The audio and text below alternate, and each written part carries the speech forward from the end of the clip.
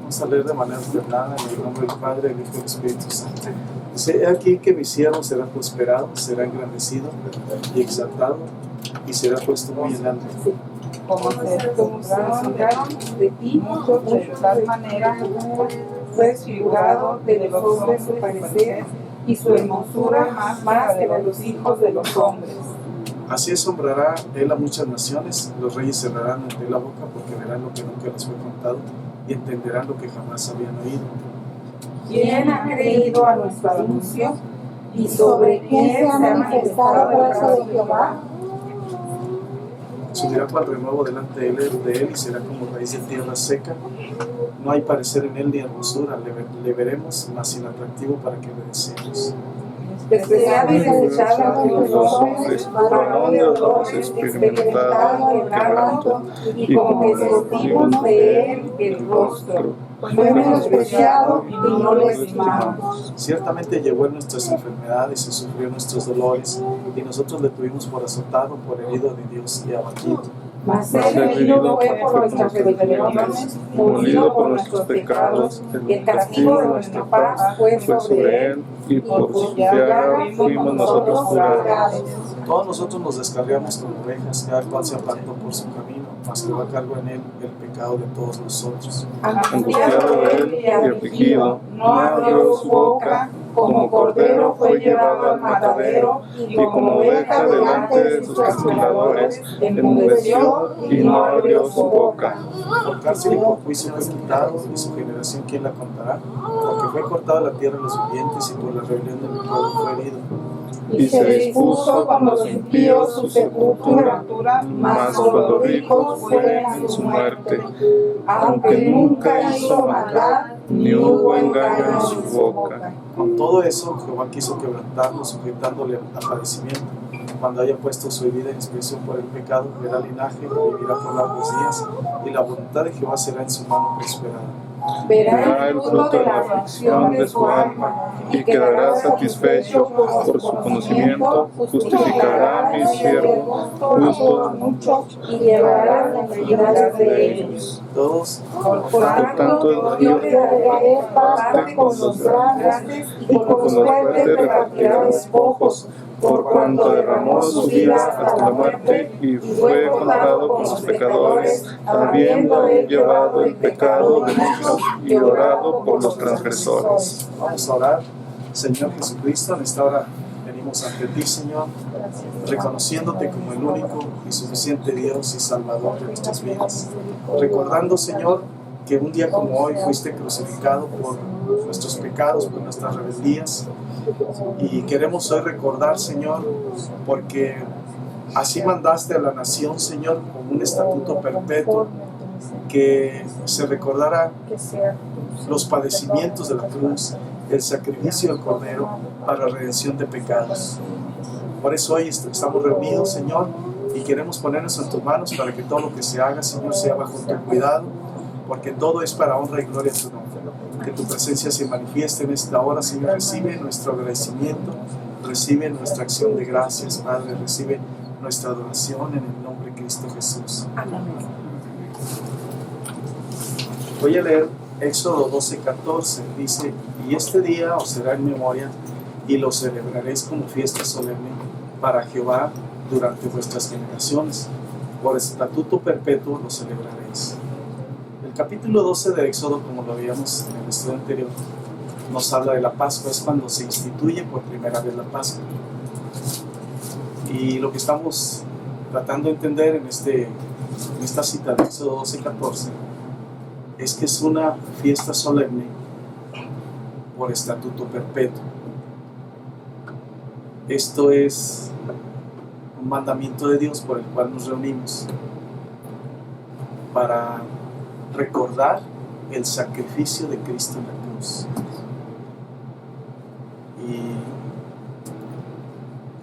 Y esta es una mera explicación del por qué nos reunimos el día de hoy. Dice Mateo 27:45. Dice: y desde la hora sexta hubo tinieblas sobre toda la tierra hasta la hora 90. La primera hora era cuando salía el sol.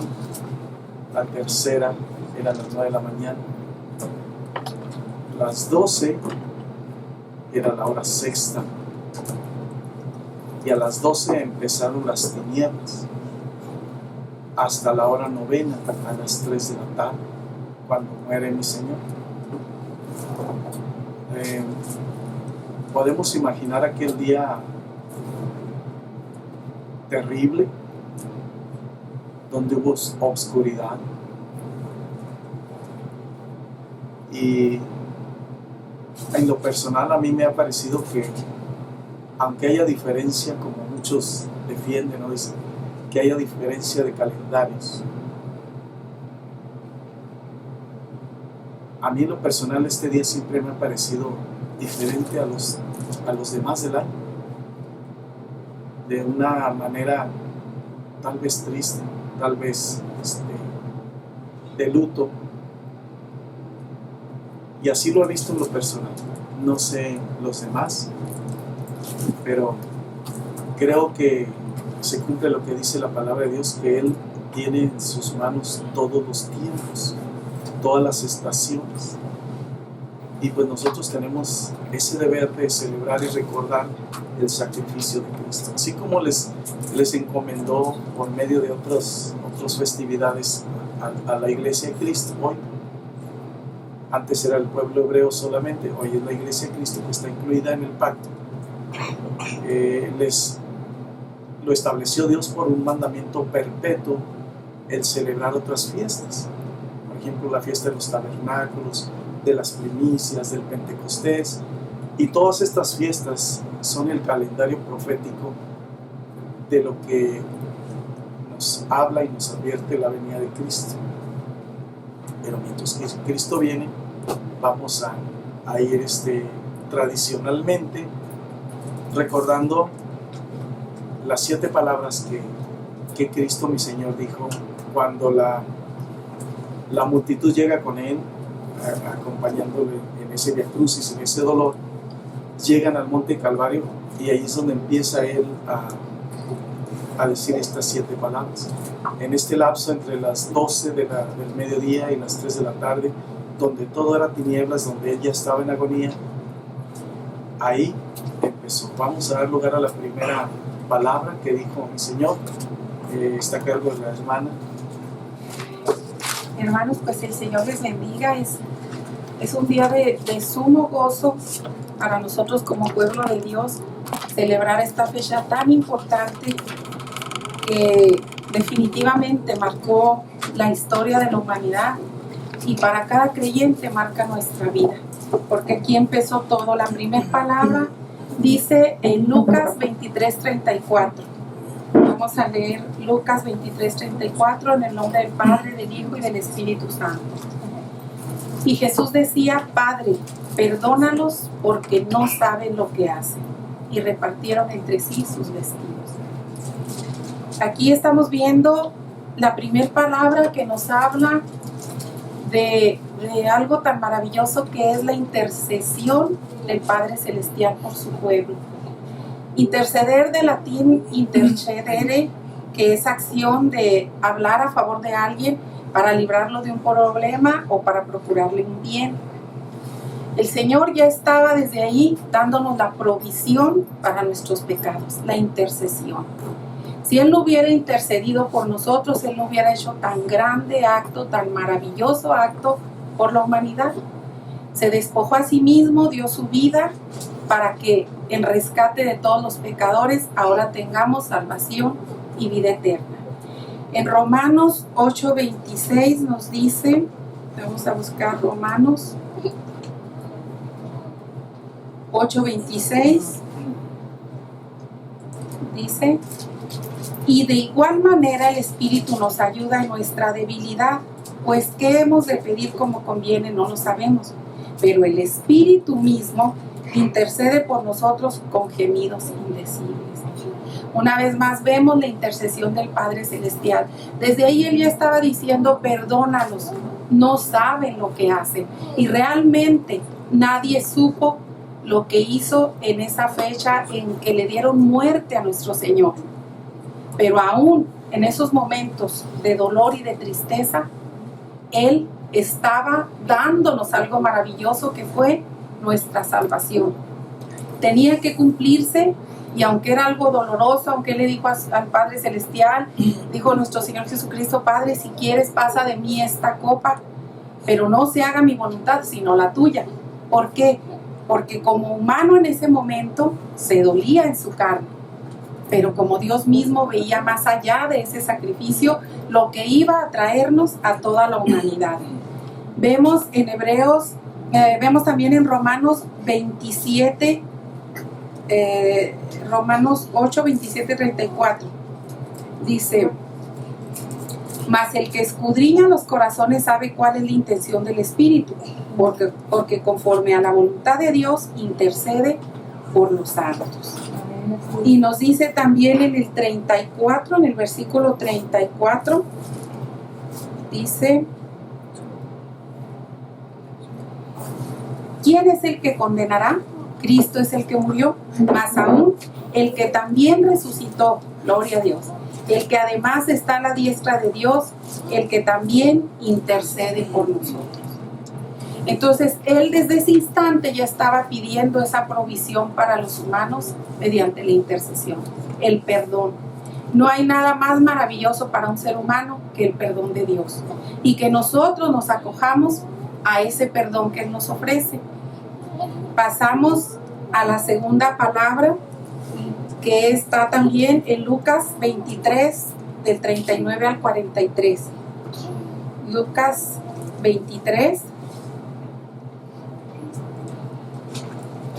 Dice, Lucas 23, del 39 al 43 dice: y uno de los malhechores que estaban colgados le injuriaba diciendo: si tú eres el Cristo, sálvate a ti mismo y a nosotros. Respondiendo el otro le respondió diciendo: ¿ni aún temes tú a Dios estando en la misma condenación? Nosotros a la verdad justamente padecemos, porque recibimos lo que merecieron nuestros hechos, mas este ningún mal hizo. Y dijo a Jesús: acuérdate de mí cuando vengas en tu reino. Entonces Jesús le dijo: de cierto te digo que hoy estarás conmigo en el paraíso. Qué maravilloso, porque esta palabra va ligada intrínsecamente al arrepentimiento que debemos tener todos los humanos. Arrepentimiento significa el pesar que una persona siente por lo que ha hecho, por lo que ha dicho o ha dejado de hacer.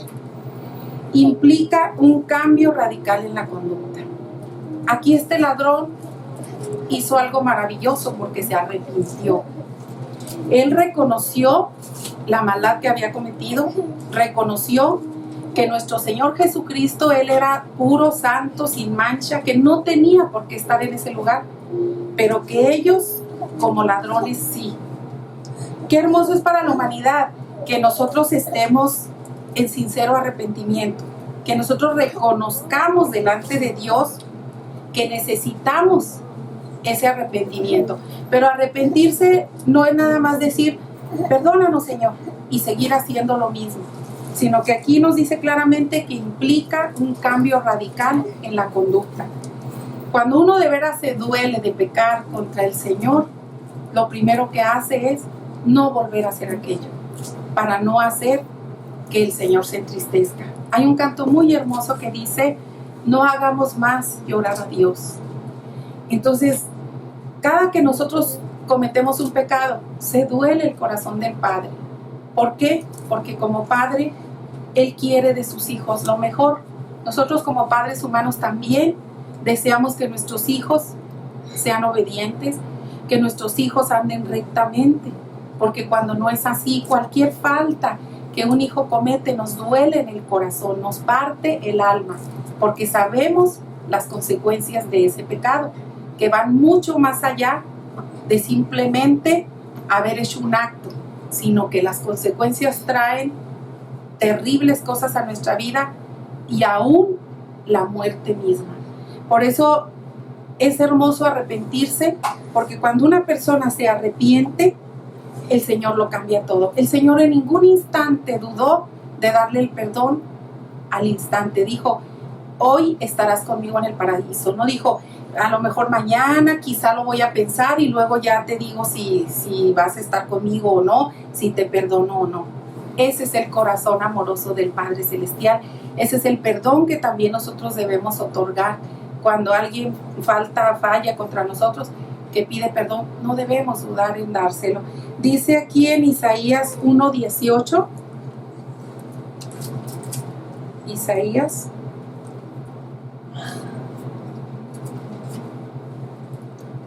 1:18. Dice, venid luego, dice Jehová, y estemos a cuenta. Si vuestros pecados fueren como la grana, como la nieve serán emblanquecidos. Si fueran rojos como el carmesí, vendrán a ser como la blanca lana. Qué maravilloso es que el Señor promete perdonarnos de todos nuestros pecados, no importa qué tantos y qué tan graves sean. Pero cuando Él ve un corazón arrepentido, el Señor no duda ni un instante en otorgarnos su precioso perdón. En Romanos 3:23,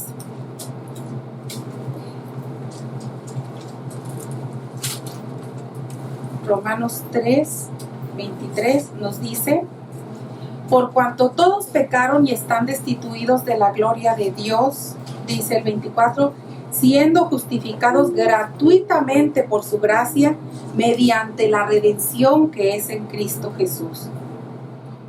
Qué maravilloso cuando nosotros nos acercamos a Él con un corazón arrepentido, con un corazón contrito y humillado.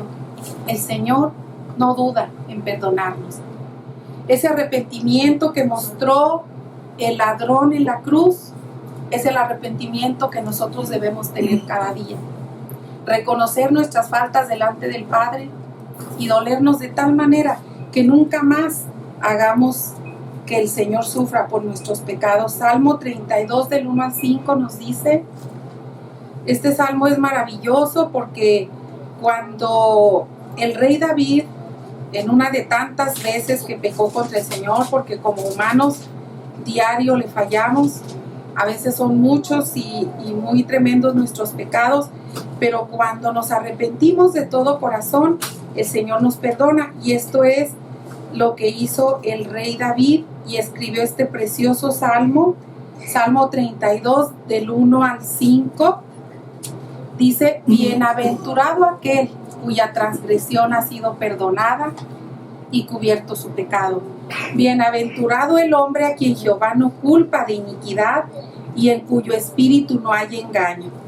Mientras callé, se envejecieron mis huesos, en mi gemir todo el día, porque de día y de noche se agravó sobre mí tu mano. Se volvió mi verdor en sequedades de verano. Mi pecado te declaré y no encubrí mi iniquidad. Dije, confesaré mis transgresiones a Jehová, y tú perdonaste la maldad de mi pecado.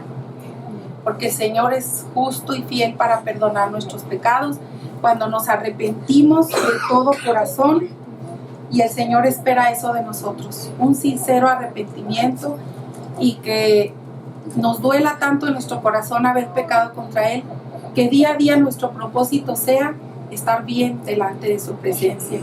Gloria a su nombre, porque Él nos da el recurso del arrepentimiento y del perdón. Dios nos bendiga. La tercera palabra es Juan 19:26. Voy a sentarse, aquí se los leo. Dice, cuando vio Jesús a su madre y al discípulo a quien él amaba, que estaba presente, dijo a su madre, mujer, he ahí tu hijo. Después dijo al discípulo, he ahí tu madre. Y desde aquella hora el discípulo la recibió en su casa. Juan 19:26 y 27. Una de las encomiendas del Señor Jesús para el ser humano es el cuidado de los padres a través de los hijos. Nos damos cuenta que aún el gobierno piensa en los adultos cuando les suministra apoyos económicos, psicológicos, médicos y todo lo que se puede hacer en beneficio de los adultos. Cuanto más la Iglesia de Cristo, por medio de este mensaje, debe atender el llamado del Señor, el cuidado de la gente. Vemos también cómo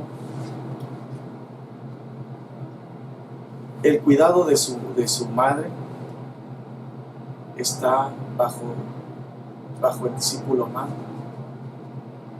Esto nos lleva a pensar el cuidado que tiene Dios de la familia.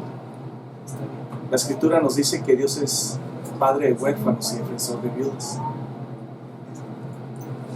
Si bien el hombre es la cabeza del hogar, nos damos cuenta que también,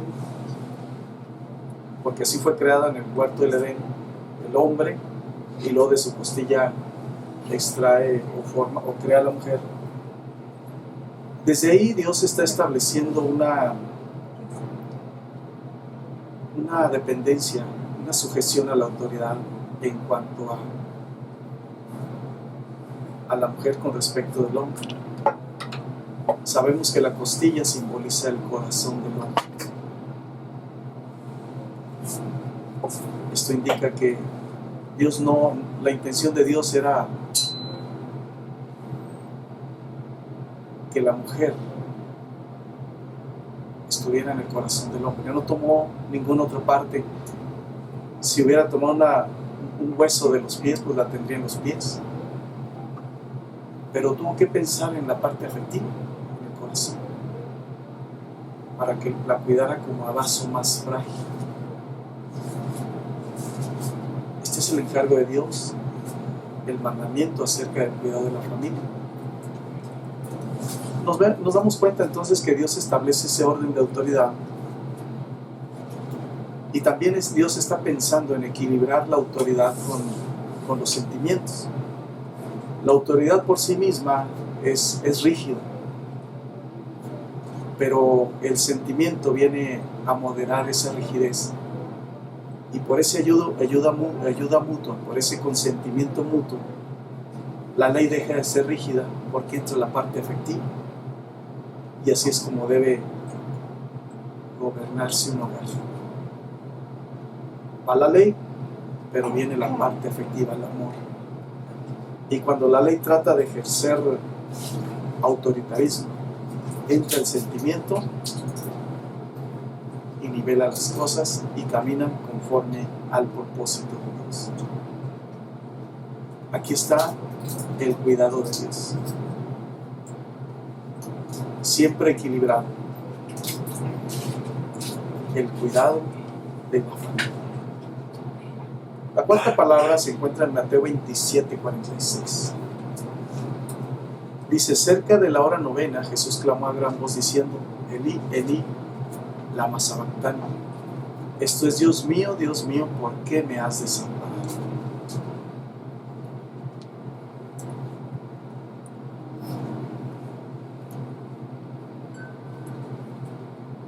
La Escritura nos dice que el Señor Jesús, la noche antes de ser golpeado, ser entregado, estaba postrado en el huerto de Getsemaní, llorando, y decía: Padre, si es posible, evítame esto, pero no se haga mi voluntad sino la tuya.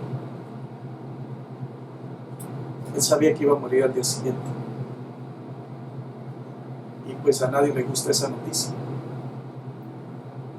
A cualquiera de nosotros que nos digan: tal día mueres, inmediatamente nos preocupa. El mismo rey Ezequías empezó a llorar, y Dios vio su arrepentimiento y de inmediato lo restauró y le añadió 15 años de vida, porque ese es un ejemplo de humillación del Señor.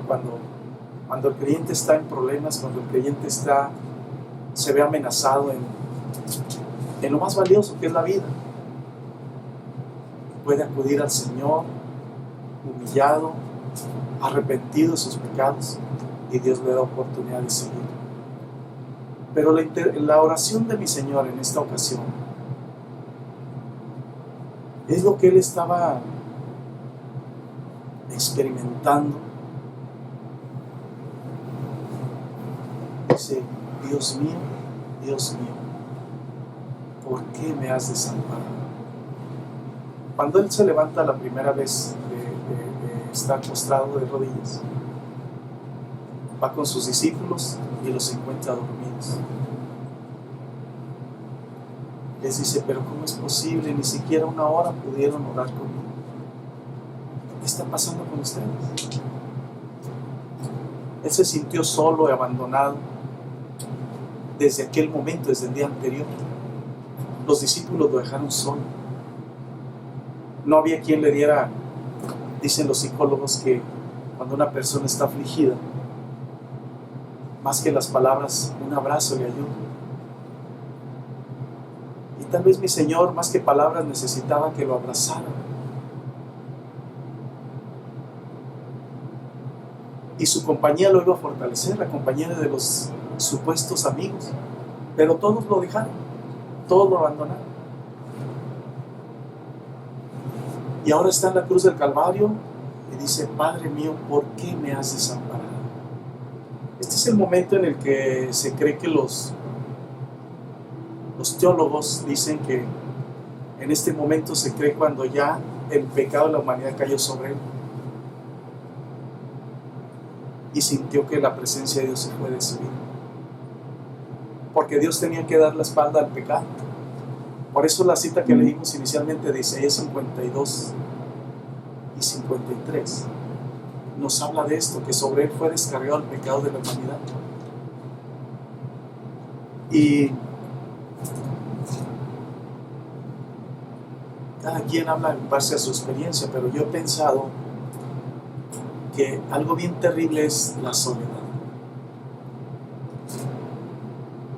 En la Biblia vienen casos de naciones donde eran atacadas porque vivían confiados, porque no tenían negocios con nadie, porque no se relacionaban con nadie, es decir, porque estaban solos.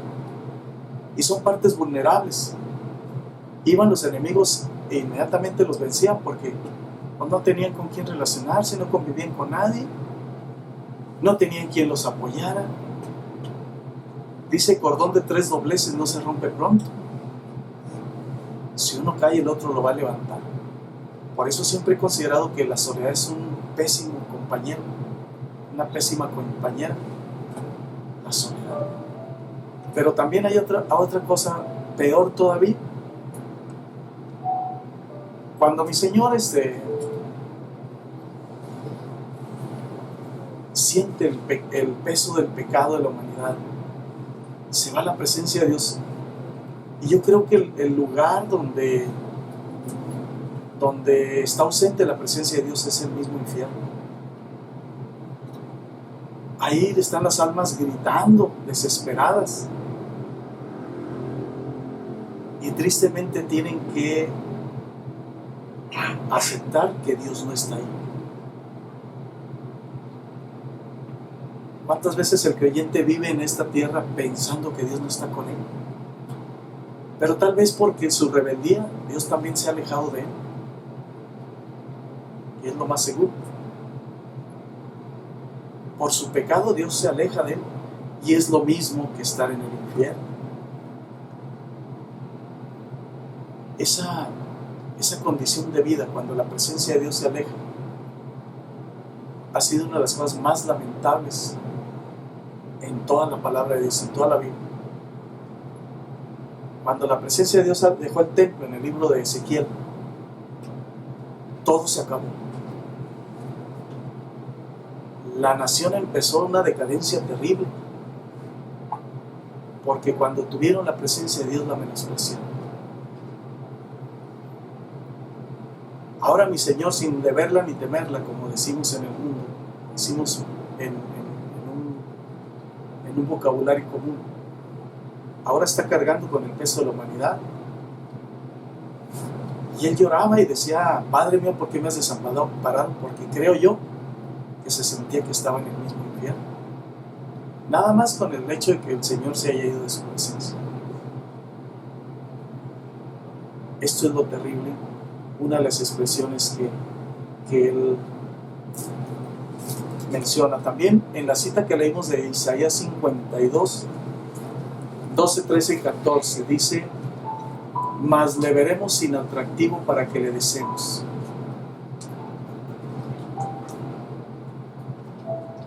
¿Quién va a ver de una manera atractiva el sufrimiento? Nadie. Los ministerios son de entrega al Señor. La fe de un cristiano debe ser de entrega al Señor, consagración, a veces privaciones, pruebas, luchas.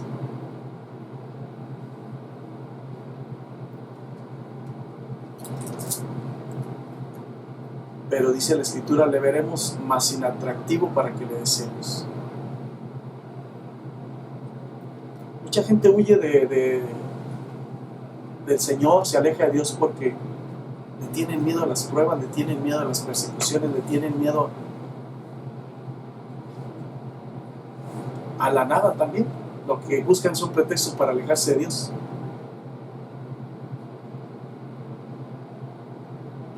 Pero hay un canto, me recuerda un canto que,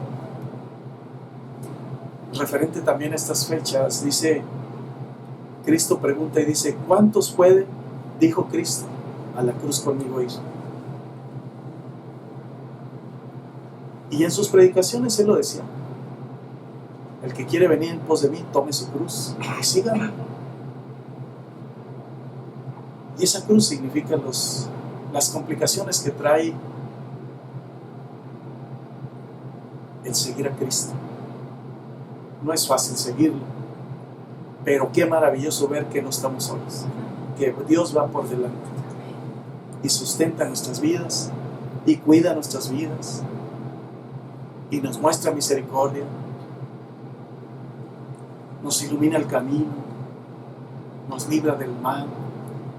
Y tiempo me faltaría para decir todo el cuidado que Dios tiene, pero a lo que insisto, le veremos inatractivo, porque casi todos queremos ir a lo más atractivo. ¿Qué es lo más atractivo? Lo que el mundo ofrece. Tú diviértete, pero es que es el día viernes del Señor. Tú diviértete, van a lo fácil,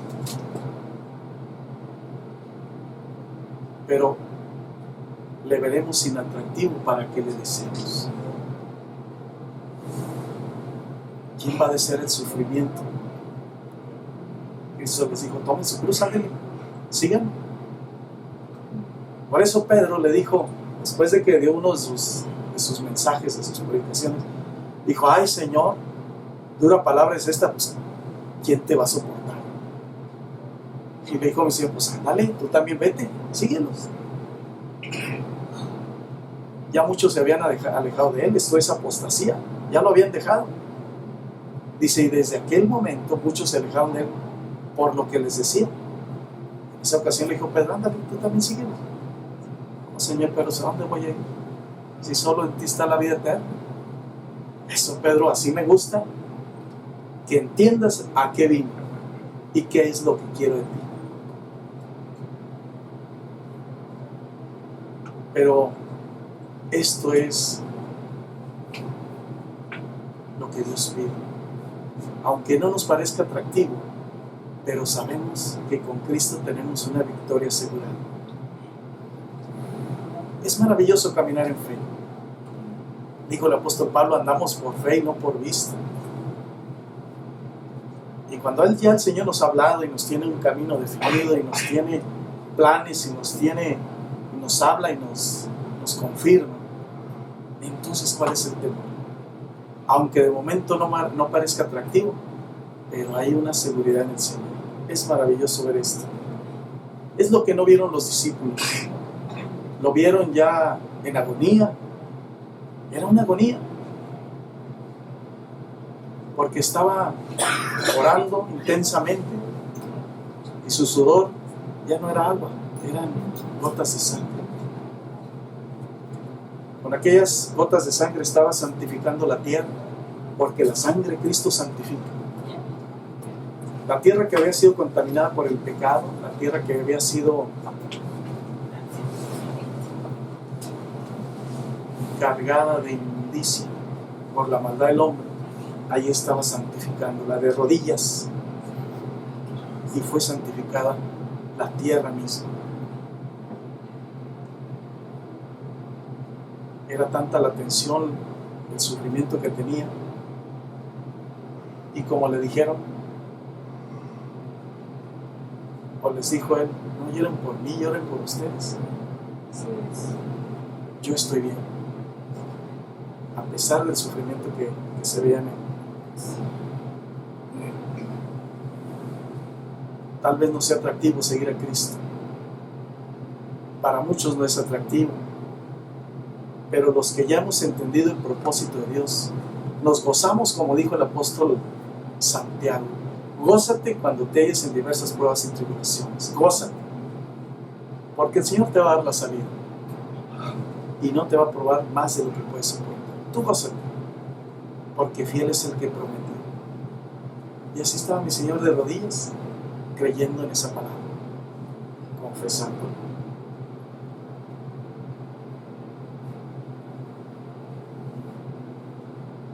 La quinta palabra se encuentra en Juan 19:28. Después de esto, sabiendo Jesús que ya todo estaba consumado, dijo, para que la escritura se cumpliese, tengo sed.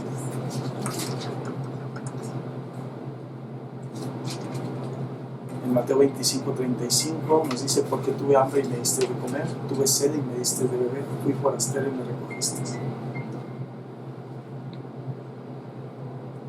Tengo sed.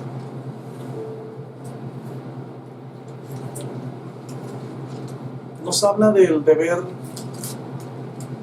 de los cristianos. Y hace una referencia al que tiene hambre, al que tiene sed, al que es forastero, a todos los necesitados. Entonces los justos le responderán diciendo, Señor, ¿cuándo te vimos hambriento y te sustentamos, o sediento y te dimos de beber?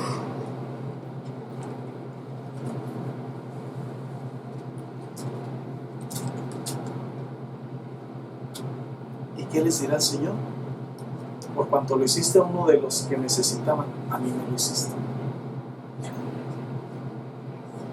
Dice la Escritura que al pobre da, a Dios le presta. Y Dios se lo redituará. Se va a regresar con réditos.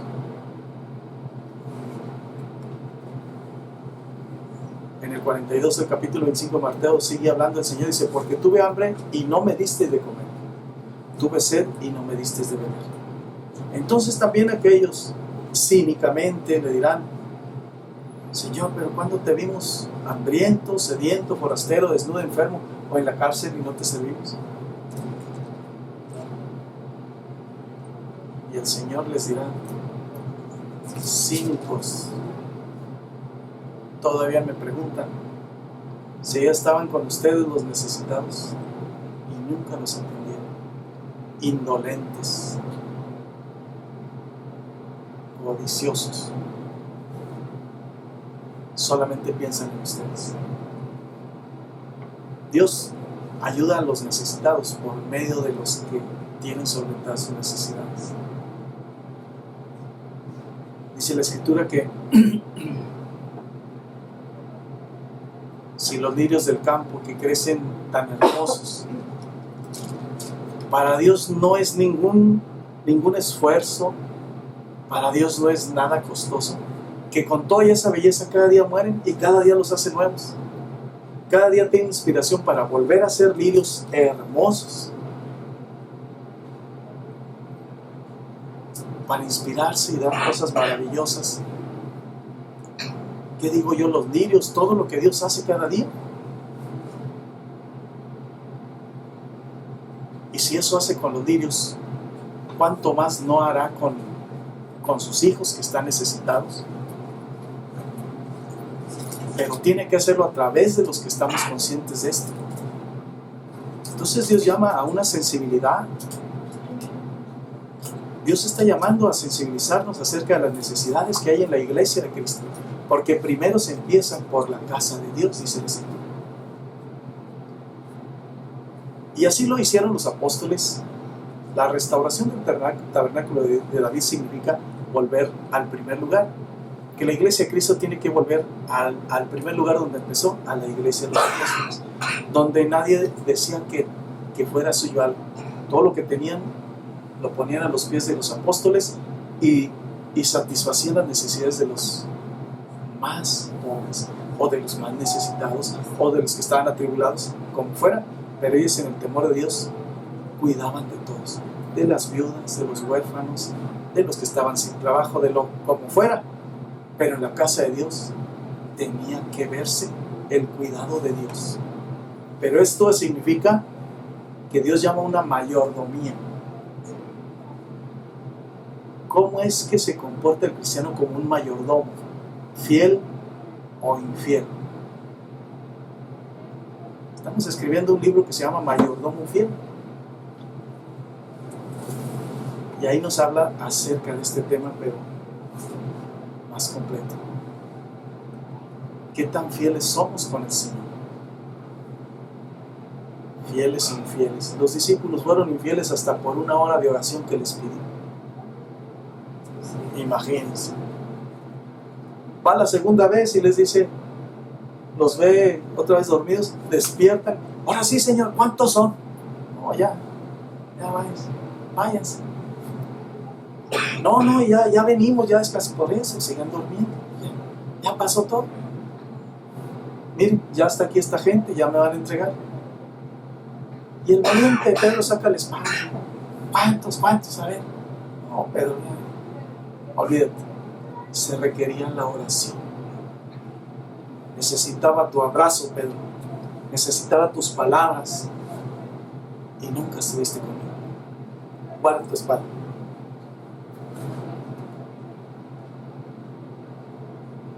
Como luego dicen, ¿para qué dar patadas de ahogado? Ya después de que pasó todo, pues ya que. Ya la ayuda de Pedro ya era innecesaria. El Señor dijo, tengo sed. Y tenemos que saciar la sed. La sed del Señor de que se salven las almas. Él está sediento de que se comparte el Evangelio, de alcanzar a los perdidos, de cuidar a los necesitados. Él tiene esa sed y necesitamos saciar la sed del Señor. Juan 19:30, la sexta palabra dice, cuando Jesús hubo tomado el vinagre, dijo, consumado es, y habiéndole entregado la cabeza por el Espíritu. Consumado es.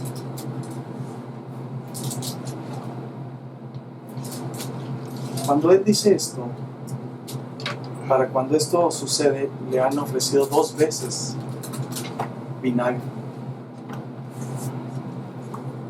El vinagre es un sedante, pero era necesario que Él cumpliera la voluntad del Padre con todas sus implicaciones. Si Él hubiese bebido el vinagre, tal vez le hubiera mitigado el dolor, hubiera aminorado los efectos del sufrimiento que traía, sin comer, sin dormir, derramando sangre, sin tomar agua. Y cuando dijo tengo sed, pronto le arrimaron el vinagre, pero no entendían que su sed no era literal. Él tenía sed de obediencia de sus hijos, de que hubiera amor entre sus hijos, de la conversión de las almas. Pero ahora que le han acercado el vinagre, si él hubiese tomado el vinagre, hubiera mitigado el dolor.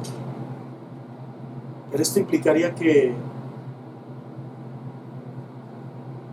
el propósito de Dios quedara a medias. Él quiso cumplir al 100% el propósito de Dios. ¿Qué hubiese pasado si el Señor hubiera hecho las cosas a medias? Medio salvo, media victoria, que todo estuviera a medias. Vamos a imaginar la vida del creyente a medias, que le paguen la mitad de lo que gana,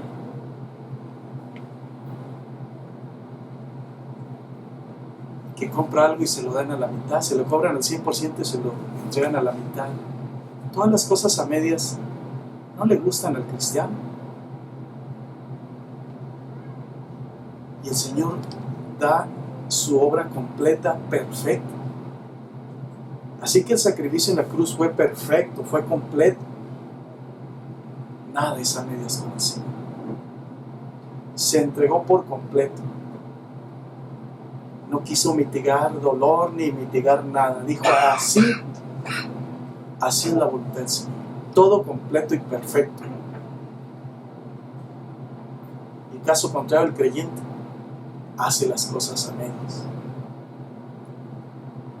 Ora a medias, lee a medias, se convierte a medias y todo a medias. Pero lo que pide, lo pide perfecto.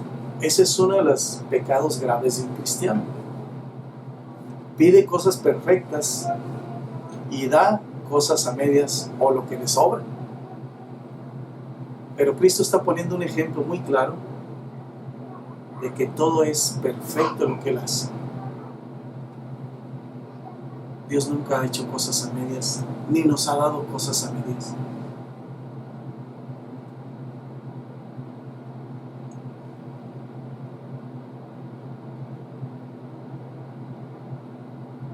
Así el creyente debe corresponder, dando lo mejor de sí.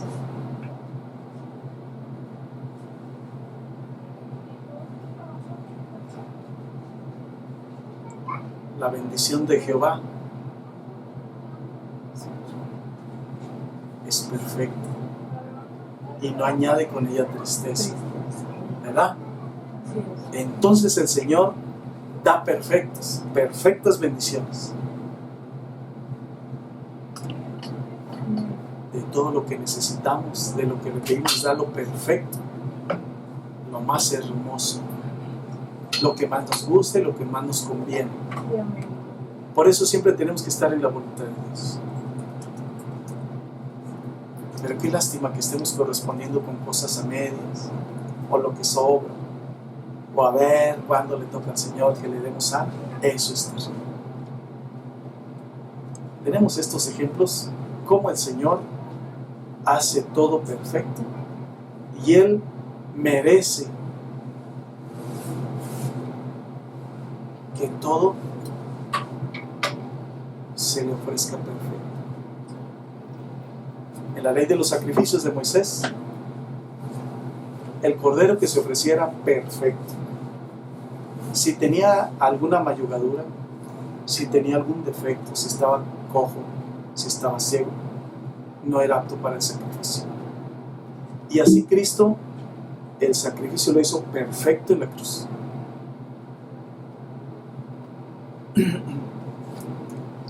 Aún le decía al ladrón en la cruz, si eres hijo de Dios, pues bájate, bájanos a nosotros. Le dijo, ¿qué no sabes tú que si yo quisiera mandaba legiones de ángeles que acabaran con todo esto? Pero yo vengo a ofrecer un sacrificio perfecto para darte salvación a ti. Y se quedó callado el ladrón. Consumado es. El creyente está absuelto de toda deuda con el pecado cuando ya se arrepintió de sus pecados. Pero mientras no se arrepienta, cuidado. Ya se acabó la ley de los sacrificios, ya no tenemos que ofrecer más becerros en el altar, tenemos que ofrecer nuestro corazón arrepentido. Consumado es.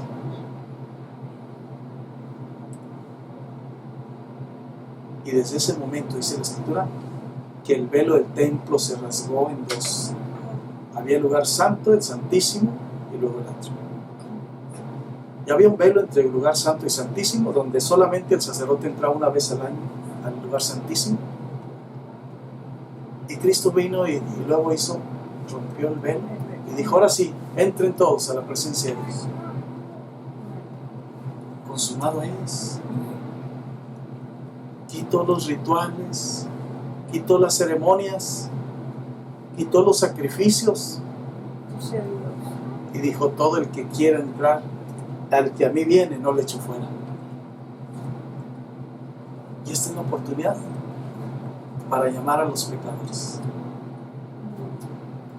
Si alguien no ha conocido al Señor, este es un momento de ponerse cuentas con Dios y decir: Señor, perdona. El ladrón en la cruz, había uno de cada lado de mi Señor, y uno lo acusaba y le decía: pues, si eres hijo de Dios, bájate, bájanos. Y el otro le dijo: cállate, nosotros somos malhechores, pero este hombre ningún mal hizo. ¿Cómo sabía el ladrón eso si él estaba preso? Él estaba encarcelado, ¿cómo sabía? Pues para muestra basta un botón, nomás de ver al Señor, verle su rostro. Y cuando mi Señor le dice: de cierto te digo que hoy estarás conmigo en el paraíso. Maravilloso. Esa es la determinación que debe tener el ser humano, como aquel ladrón. Señor, desde este momento me arrepiento. Porque le dijo: acuérdate de mí cuando estés en tu gloria. Esa es la valentía que necesita el ser humano. Pero qué mejor que sea en un estado de sobriedad. El ladrón ya estaba agonizando, pero el creyente tiene la oportunidad, más bien el inconverso, el que no conoce a Dios, tiene la oportunidad todavía en vida, cuando está fuerte, sano, cuando está bendecido, y puede decir como dijo el ladrón: Señor, cuando estés ahí en tu gloria, acuérdate de mí, Señor. Es cierto, te digo que hoy estarás conmigo en el paraíso. Vamos. Es maravilloso ver cómo el Señor, aún en la cruz, en plena agonía, estaba ganando almas, estaba alcanzando a los perdidos, al desecho de la sociedad. Ahí lo estaba agarrando el Señor. Uno dijo: acuérdate de mí, y el otro lo injuriaba. Pero el que se arrepintió se fue con el Señor. Este es el momento. Así debe ser. Esa valentía y esa determinación debe tener el ser humano.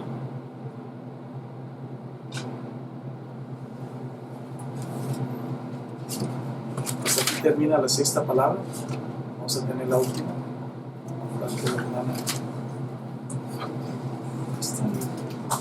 En el nombre del Padre, el Hijo y el Espíritu Santo. Dice: cuando era como la hora sexta, hubo tinieblas sobre toda la tierra, hasta la hora novena.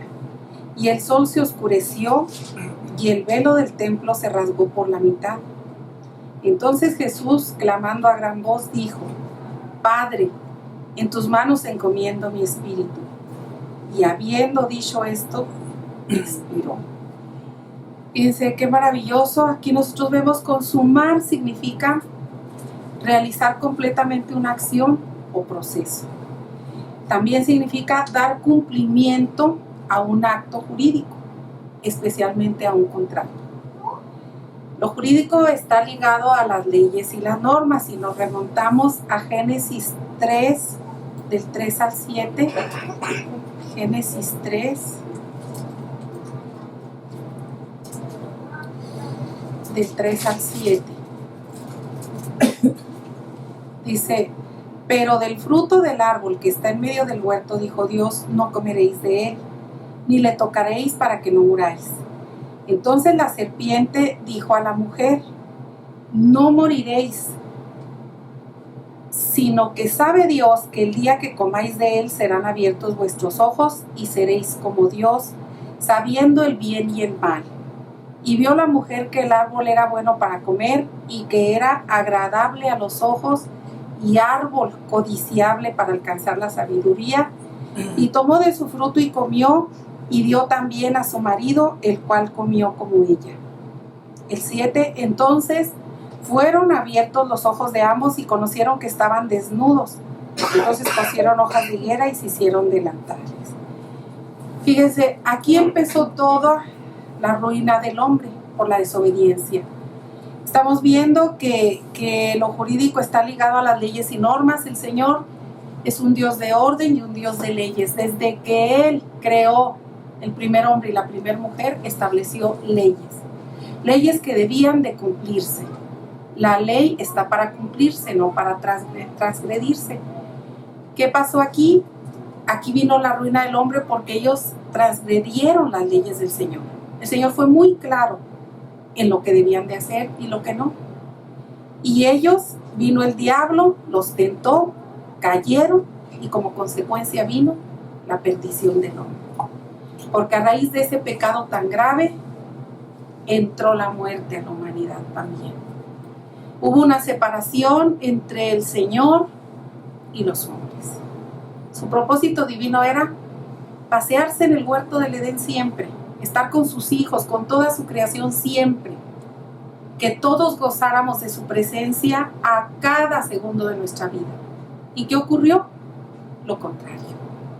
Por causa del pecado hubo tal castigo que entró la muerte al hombre, hubo una separación terrible entre Dios y los hombres, separación que hasta la fecha está en el corazón de aquellos que no quieren nada con Dios.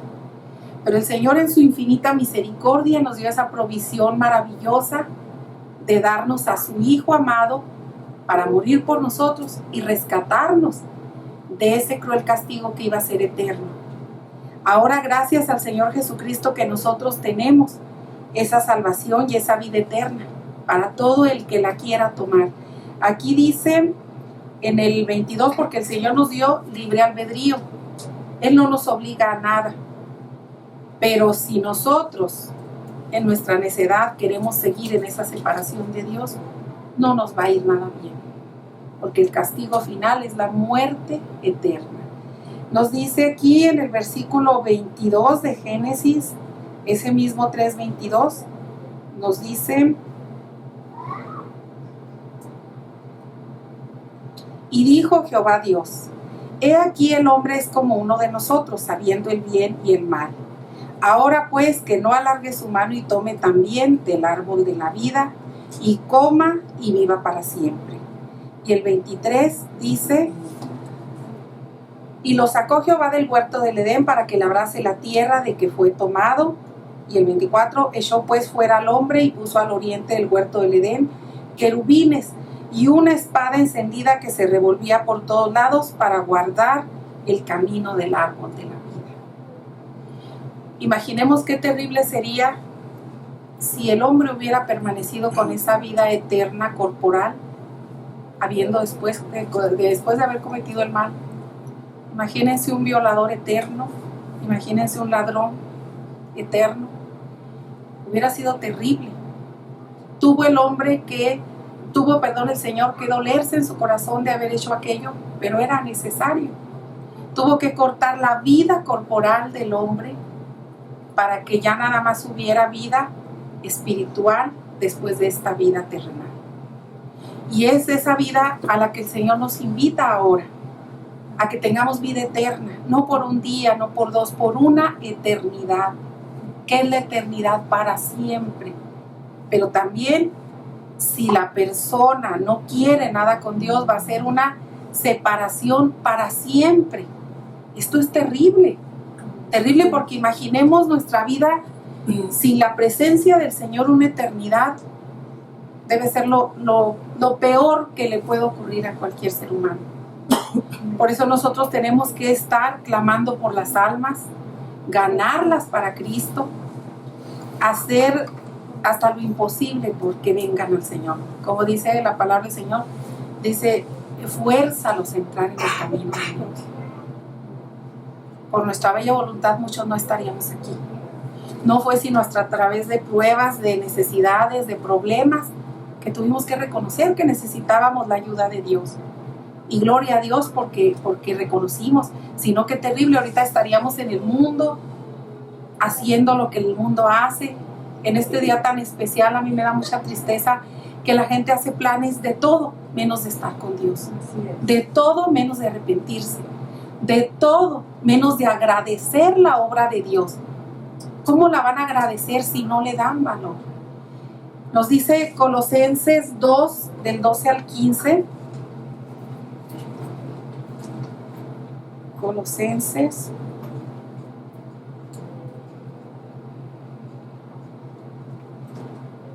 2, del 12 al 15. Dice: sepultados con Él en el bautismo, en el cual fuisteis también resucitados con Él, mediante la fe en el poder de Dios que le levantó de los muertos. Y a vosotros, estando muertos en pecados y en la incircuncisión de vuestra carne, os dio vida juntamente con Él, perdonándoos todos los pecados. Y aquí este hermoso versículo: anulando el acta de los decretos que había contra nosotros, que nos era contraria, quitándola del medio y clavándola en la cruz, y despojando a los principados y a las potestades, los exhibió públicamente, triunfando sobre ellos en la cruz. Qué maravilloso que ese acto de amor del Señor fue mucho más allá que simplemente morir. Todas las consecuencias benditas que trajo a nuestra vida, porque había un acta en contra nuestra. Aquí hablamos antes de esto de legalidad, de dar cumplimiento a un acto jurídico. El diablo es legalista, conoce las leyes de Dios, por eso las transgredió. ¿Y qué quiere hacer con nosotros hoy en día? Que hagamos lo mismo, que vayamos contra la palabra de Dios en todo. Por eso mucha gente, ¿qué tiene de malo ir a un baile? ¿Qué tiene de malo fumar? ¿Qué tiene de malo hacer esto, hacer aquello? Porque lo ven como algo simple. No están viendo las cosas como Dios quiere que las veamos. Entonces, aquí el Señor triunfó con ese acto maravilloso en la cruz y le quitó el poder al diablo que tenía sobre nosotros. Cuando nosotros debemos algo y firmamos, nos hacen firmar un pagaré. ¿Para qué? Para que tenga validez jurídica. Si alguien nos presta dinero y no nos hace firmar nada, pues nosotros podemos decir: no es cierto, no me prestaste nada, a ver dónde está que yo firmé. Por eso es que la gente se ampara con estas leyes, con estos papeles, según las leyes de los hombres. El diablo hizo lo mismo, tenía esa acta, esos decretos en contra nuestra. Pero ¿qué pasó aquí en la cruz del Calvario? Dice que el Señor quitó ese poder que el diablo tenía. Y si nosotros queremos que el Señor quite el poder que el diablo tiene sobre nuestra vida, tenemos que vivir una vida santa. Para los que ya le conocemos a Dios, y los que aún no le conocen, tienen que venir a esa vida santa, porque lejos del Señor nada podemos hacer, y porque así el diablo tiene todas, pero todas las armas legales para acusarnos delante del Padre Celestial, para reclamar nuestra vida, reclamar nuestros hijos, todo lo que nos pertenece. Pero si nosotros venimos a Cristo, Él ya lo hizo, dijo: consumado es. Qué maravilloso que el Señor dijo: consumado es, a gran voz, y dijo: Padre, en tus manos encomiendo mi espíritu. Y habiendo dicho esto, expiró. No murió antes de haber hecho la obra perfecta, porque como decía el pastor hace rato, el Señor nada hace medias. Nosotros sí queremos entregarle nuestra vida a medias al Señor, según como nos convenga, según como creamos que debe ser, no como el Señor dice. Pero Él sí hizo la obra perfecta. Consumado es, terminó, y de la forma más gloriosa. Dice Apocalipsis 5, del 9 al 10.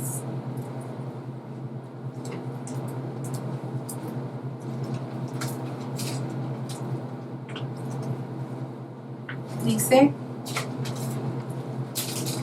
y cantaban un nuevo cántico diciendo: digno eres de tomar el libro y de abrir sus sellos, porque tú fuiste inmolado y con tu sangre nos has redimido para Dios se refiere al Señor Jesucristo, de todo linaje y lengua y pueblo y nación. Y aquí este versículo a mí me parte el corazón, porque dice: y nos has hecho para nuestro Dios reyes y sacerdotes, y reinaremos sobre la tierra. ¡Qué maravilloso! La consumación fue tan perfecta que la bendición que el Señor nos da no acaba nada más con decir: ¡ay, ya soy salvo! Nos elevó al privilegio de ser hechos reyes y sacerdotes, porque al venir a Cristo ya somos linaje suyo, porque al venir a Cristo ya tenemos parte con sus bendiciones, con sus promesas, con su herencia. Mucha gente hoy en día, yo le escucho que está la moda de que, y yo me apropio tal bendición, y yo me decreto tal y tal cosa, pero nunca se decretan: yo voy a ser obediente a Dios, yo voy a crucificar mi carne y venir a Cristo, yo voy a darle mi vida entera, porque de otra manera no quieras gozar nomás de las bendiciones de Dios, no tienes derecho a ellas. La herencia siempre se le da a los hijos, y para ser hecho un hijo de Dios tenemos que recibir a Cristo como Señor y Salvador en nuestro corazón. No hay otra manera para ser salvos. Aunque hagamos buenas obras, sí tenemos que hacer buenas obras, pero son producto ya del amor que habita en nosotros de parte de Dios. Pero las obras en sí a nadie salvan. Así que aunque hagamos buenas obras y no tenemos a Cristo, no tenemos esa salvación y vida eterna. Pero si lo tenemos a Él, tenemos también este privilegio. ¿De veras? Cuando yo me convertí a Cristo, nunca me imaginé la dimensión de lo que esto significaba. Pero cuando el Señor empezó a iluminarme con su palabra, qué maravilloso es ver que ya somos linaje suyo. Ya no somos solo su creación. Él ama su creación, tiene cuidado de su creación. Aún a los animalitos les da su comida a diario. Las aves del cielo no trabajan, dice la palabra del Señor, ni hilan, pero tienen todo. Y nosotros, siendo hechos hijos de Dios, con más razón, pero tenemos que ser hechos hijos de Dios. Y un hijo de Dios de la manera perfecta, no a medias. No hay hijos a medias. Los hijos que tenemos son hijos reales, verdaderos, al 100%. Un padre, una madre nunca acaban su obra con sus hijos, aún después de que ven a sus nietos, y si el Señor les concede ver bisnietos, tataranietos, siguen con esa obra como padres cuidando de ellos. El Padre Celestial con mucha más razón, porque a Él le costamos, y le costamos un precio muy grande. Él nos ama porque nos hizo para alabanza de su gloria. Nos creó para que seamos suyos, no para que estemos de lejecitos clamando a Él o a nuestra manera o como nos convenga, sino como Dios dice. O somos o no somos hijos de Dios. Si no somos hijos de Dios, no podemos reclamar ninguna de las herencias que el Señor nos da a través de su palabra. Toda su palabra está llena de hermosas promesas, pero son para sus hijos. Y para ser hecho un hijo de Dios tenemos que recibir a Cristo, porque como dice ahí la palabra del Señor en el Evangelio de San Juan 12, que dice: a lo suyo vino y los suyos no le recibieron, mas a todo aquel que le recibió le hizo ser hijo de Dios, ¿sí? Y no nacido de carne ni sangre, sino de voluntad de Dios. Entonces nosotros, para ser hechos hijos de Dios, tenemos que venir a Él, arrepentirnos de todo nuestro corazón, y para los que ya le conocemos, clamar al Señor por todas esas almas que aún no le conocen, porque es terrible vivir una eternidad sin el Señor. Y qué triste que, habiendo el Señor consumado su obra, no la tomamos a cuenta, que mucha gente le ignore, que mucha gente no le importe lo que significa este día tan glorioso para la humanidad. Es muy triste que muchos estén allá afuera ignorando ni siquiera por qué Dios murió. Lo ven simplemente como una tradición, cada viernes se cumple, cada Viernes Santo, pero ellos allá en un día de campo, en una fiesta, conviviendo con la familia y no clamando al que nos dio la vida eterna. Así es. Así que yo los invito a que estemos como hijos de Dios en su voluntad perfecta, porque la salvación es un regalo maravilloso que Él nos dio y que se pierde. Pero si nosotros permanecemos en Él, tendremos fruto, y fruto para vida eterna. El Señor les bendiga. Solamente 2 aspectos quiero mencionar.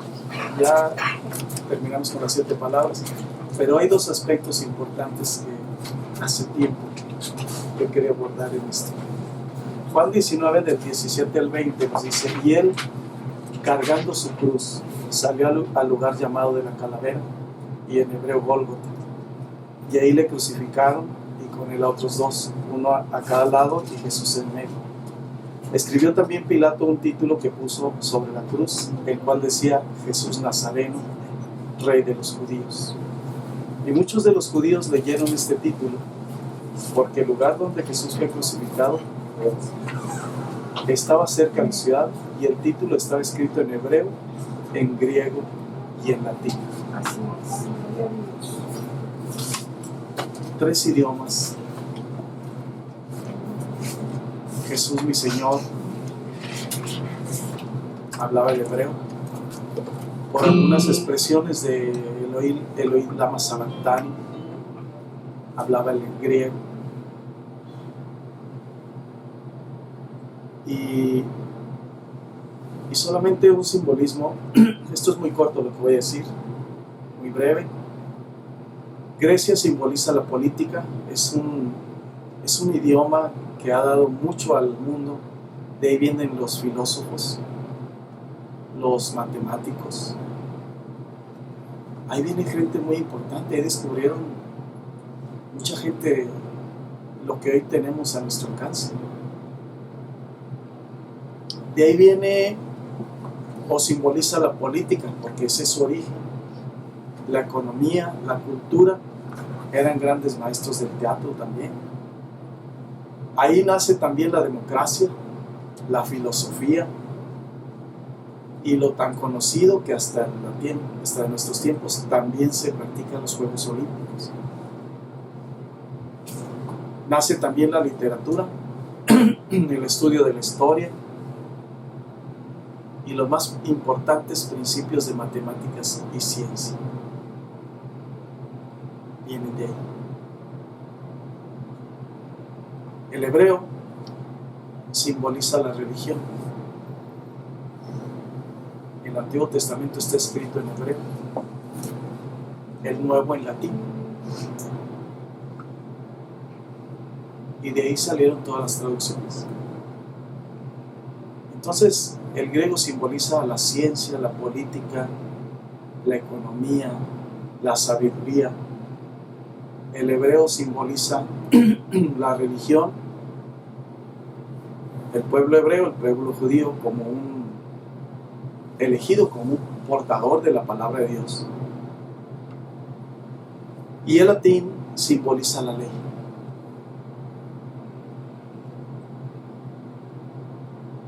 El rey tiene un título en su cabeza en 3 idiomas. Ahí está crucificando todas las fortalezas que puede tener el ser humano. Todas las fortalezas que nos salvan de la condenación del infierno. La sabiduría, la tecnología, la política, la economía, eso nos salva. Cristo los está crucificando ahí. La religión tampoco salva.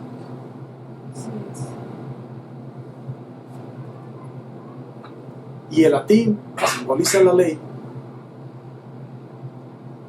está crucificando también ese poder de la ley que fue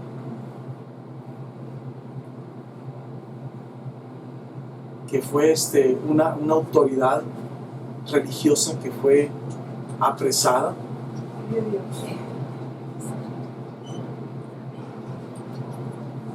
Que fue adjudicada por la falsa religión, que fue adjudicada o apropiada por medio del engaño, por la falsa religión llamada la madre de las rameras. Ahí crucificó mi Señor estas 3 cosas. para que viera la gente que esas cosas no salvan. Ni su sabiduría, ni su preparación, ni los filósofos, ni los matemáticos, ni Aristóteles, ni Platón, ni ninguno de ellos pudo alcanzar la salvación por medio de sus conocimientos. Esto es maravilloso. Y solamente queda ahí el rey. Ellos lo escarnecían, pero él dijo: ciertamente han escrito una verdad. El mismo que lo crucificó, Pilatos, dijo: dijeron, es que no debes escribir así. Dijo: no, así es. Ya no podía ser cambiado. Él es el rey. Así lo dijo Pilato. Él es el rey. Ya lo escribí, no puedo cambiarlo. Es maravilloso ver esto. ¿Cómo me inquietaba el Señor por decir esto? Días y noches, meses que no dormía por poder entender esto. Y me hablaba y me decía: explícalo, así tiene que ser. Y lo último que quiero decir está en Mateo 27.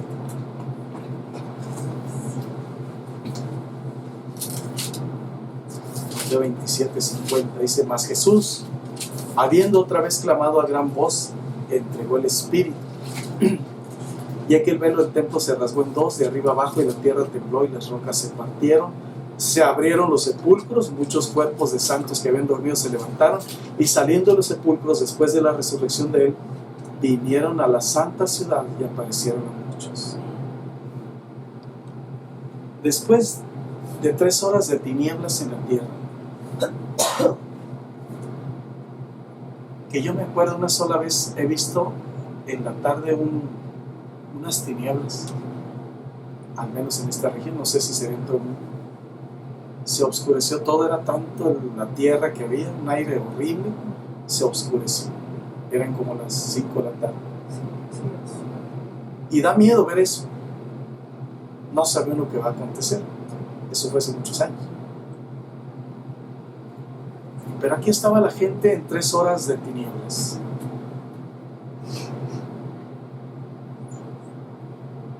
Tres horas de confusión para la gente. Después de haber azotado a mi Señor y lo ordené toda la noche sacrificándolo, estaban tan confundidos que ahora dijeron: verdaderamente este era el Hijo de Dios. Cuando vieron que hubo un terremoto y que las rocas se partieron, que los cerros empezaron a aventar piedras, que los sepulcros se abrieron y se levantaban los muertos, dijeron: este era el Hijo de Dios. ¿Qué hicimos? Ya lo matamos.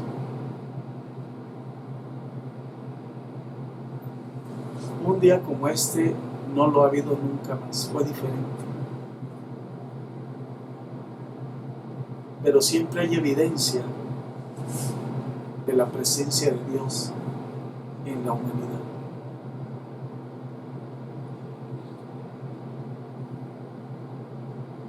Dice: y saliendo de los sepulcros después de la resurrección de Cristo, vinieron a la ciudad, a la santa ciudad de Jerusalén, y aparecieron a muchos. ¡Qué tremendo! Aquellos familiares que ya habían sepultado a sus seres queridos, ahora los reciben otra vez. ¡Qué tremendo! Pero eso solamente se logró por el poder de Cristo en la cruz. Esto es maravilloso. Y Cristo quiere seguir levantando muertos espirituales. Muchos seres humanos andan como zombies, movidos por cualquier cosa, por los afanes, pero sin Cristo. Así es.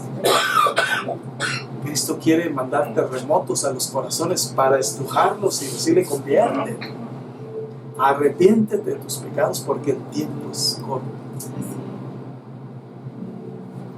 Qué maravilloso es esto. Conocer a Dios es lo mejor. Gracias, Señor, una vez más. Eres digno de alabanza y de adoración. Eres digno de agradecimiento, Señor. Hoy hemos recordado, Señor, aquel sacrificio tan grande que hiciste, Señor, para darnos vida y vida en abundancia. Hoy hemos cumplido, Señor, y queremos seguir festejando, Señor, tu victoria en la cruz, Padre. Queremos seguir, Señor, agradecidos contigo. En esta hora, Señor, tu palabra, Señor, se grabe en nuestra mente y en nuestro corazón. Por fe así ha sido, Señor.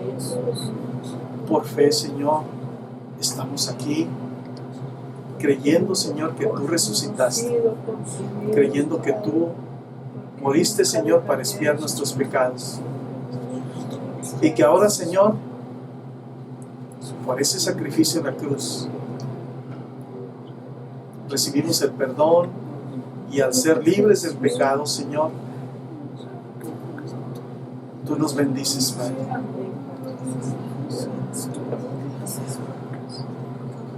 Que tu presencia nos acompañe, Señor. Cuida nuestros pasos, Padre. Cuida todo nuestro espíritu, alma y cuerpo, Señor. Hoy queremos, Señor, agradecerte tu palabra, y queremos, Señor, disponer nuestro corazón para cumplir con todos estos mandamientos, Padre. Nos disponemos, Señor, porque sabemos que en ti hay bendición. Dios de la gloria, que en esta hora, mi Señor, tu presencia siga con nosotros, Padre. Cúbrenos con tu sangre preciosa y líbranos de peligros y de todo lo malo, Señor. Dios de la misericordia, en ti hay poder. Gracias, Dios. Una vez más, gracias. Te bendecimos. En Cristo Jesús, Señor. Amén, Señor. Amén. Les bendiga. Hemos terminado.